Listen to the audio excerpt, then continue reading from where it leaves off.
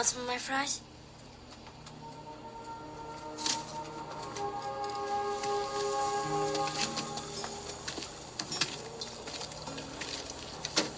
Need any help?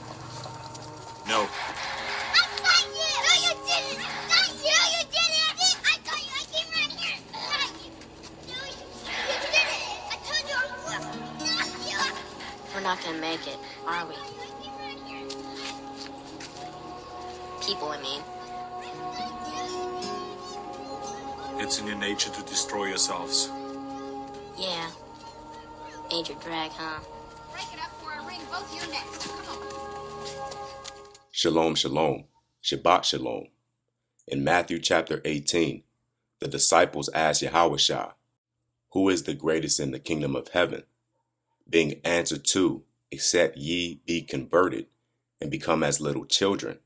The question of who among the disciples is the greatest. YHWH emphasized the need for his disciples to have childlike humility, the innocent forgiveness of a child.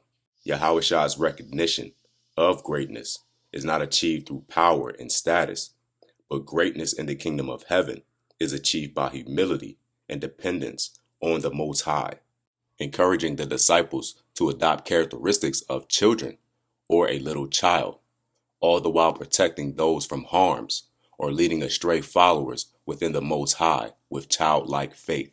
So this will not be a lengthy lesson.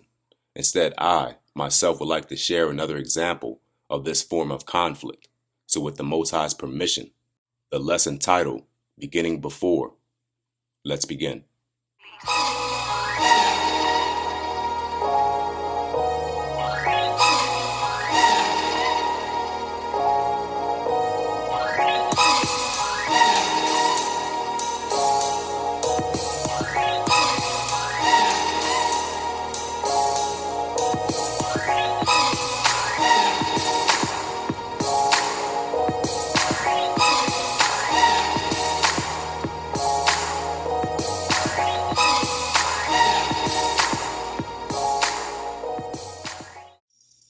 In the book of Genesis, or Bereishit, chapter 4, we as readers or believers are introduced to the progeny, the offspring and descendants of Adam and Eve. Beginning in the first verse, starting at the third verse, we begin to understand the two differences in the two brothers. Firstly, Eve believing that she bore a Messiah figure, and that son being named Cain. Abel, instinctively, by nature, a keeper, a guardian, one who takes care for, in the sense of looking on or looking after. And figuratively, we know a keeper of flock is a shepherd, metaphorically a prince or one to rule, right? Genesis chapter 4, verses 1 and 2. And Adam knew Eve, his wife, and she conceived and bore Cain, and said, I have gotten a man from the Most High.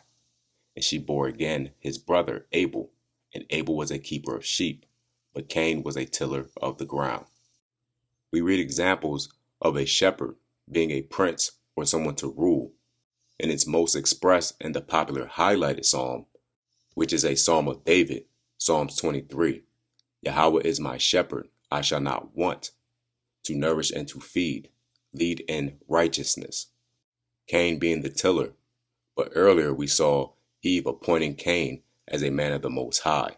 Again, Cain being a tiller to serve or perform acts of worship, to be of service, alike to how Adam was instructed to labor, in the sense of being in second command, to labor on earth, the physical or material realm, but not the spiritual.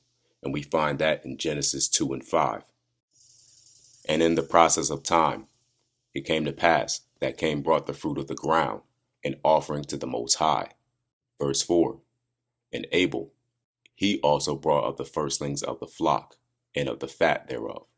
And the Most High had respect to Abel, and to his offering. Fruit being understood as actions of the personage, his or her doings being accounted for before the Most High. Abel again being the primogenitor, receiving the birthright to estate and headship. But to Cain and to his offering he had not respect, And Cain was very wroth, and his countenance fell. And the Most High said to Cain, Why are you wroth, and why is your countenance fallen? If you do as well, shall you not be accepted?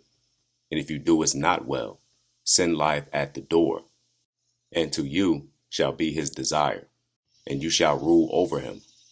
And Cain talked with Abel his brother, and it came to pass, when they were in the field, that Cain rose up against Abel his brother, and slew him. So, what's the point in this matter? In Matthew 13, around the 44th verse, YHWH teaches a parable of hidden treasure, making reference to fields in relation to the kingdom of heaven. The point being that Cain argued within himself on whose faith the temple would be built on, or, like the disciples, who is the greatest among us. And that looks like that's all the time we have. All praises to the Most High Yahweh, Bahashem, Yahweh HaMashiach, the High Priest forever, after the order of Melchizedek. And until next time, Yah willing, Shalom Lakem.